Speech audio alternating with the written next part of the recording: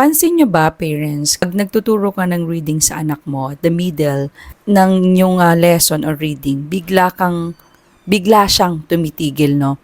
Tapos napapahinto, biglang, uy, huminto siya, hindi niya alam. Para tayong pressured. Tapos, tatanungin natin sa sarili natin, may kulang ba sa tinuro ko? Kasi sinundan ko lang naman yung worksheets, yung workbook na binili ko.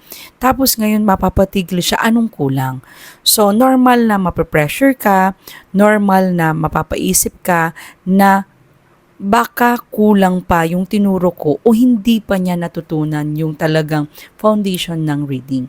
Well, sasabihin ko sa'yo, normal lang yon bilang isang magulang, kahit nga ako na bilang isang teacher, nagtuturo sa school o sa tutorial, ay napapaisip pag na umihinto yung bata o na-freeze or papahinto na lang ilang segundo, di niya pa alam. Biglang magiinit yung ulo mo, ano na naman ang kulang?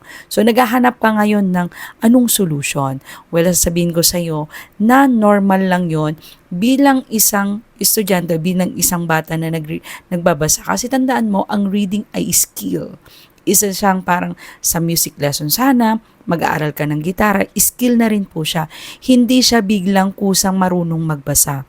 Tandaan po natin na hindi yung kakulangan ng bata sa skill sa pag-read, kundi natatakot siya na magkamali. Well, I still remember na meron akong parent na yung anak niya, mga grade 1, no? Gusto niya lang basahin yung madadali.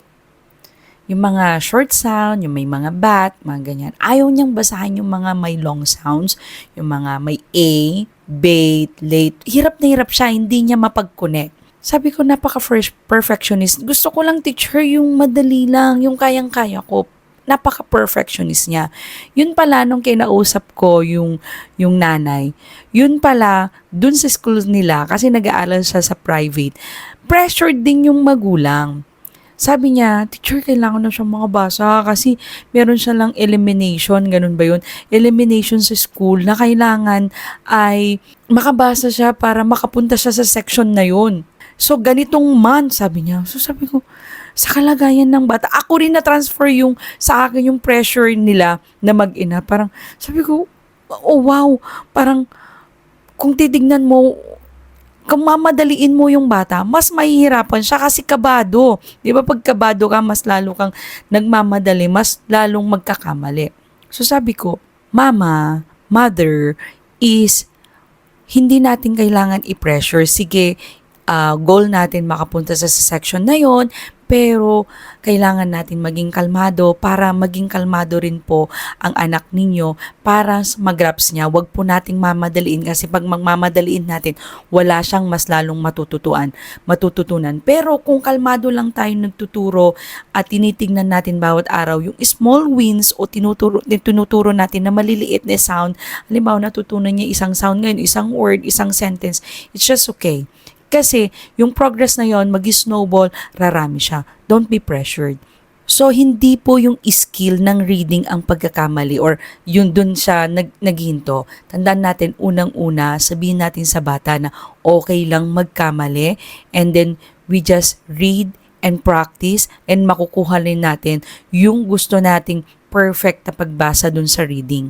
Pangalawa is, wag natin siyang mamadaliin. Kung tayo pressured, wag natin i-pressure din yung bata kasi nagmamadali din siya and naglagay tayo ng super taas na expectation na kinukuha natin na hindi naman talaga kaya in one sitting.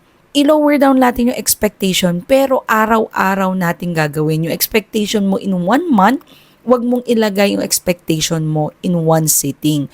So araw-araw nating na sasabihin sa bata, kailangan natin mag-practice, anak. Okay lang magkamali. Huwag lang nating mamadaliin. Basta sa araw na to, meron tayong small wins. Kung wala man lang nating nakitang progress, just tuloy-tuloy. And then the next day, makukuha mo rin.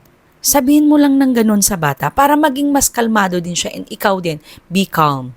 Tandaan natin na hindi natin kailangan ituro sa bata agad-agad lahat ng alam o nakikita natin o binala natin na mga courses o mga workbook. Ang pakiramdam na ligtas siya or ang pakiramdam na hindi mo minamadali, pressure siya, malaking tulong na yon. Kung nakarelate ka naman sa video nito, I share na mga realistic na mga pag-aaral about reading para sa mga bata, please feel free to subscribe. Always remember this, you don't need perfection, just consistency, be patient, and you will see progress. See you po on my next vlog. God bless po sa lahat.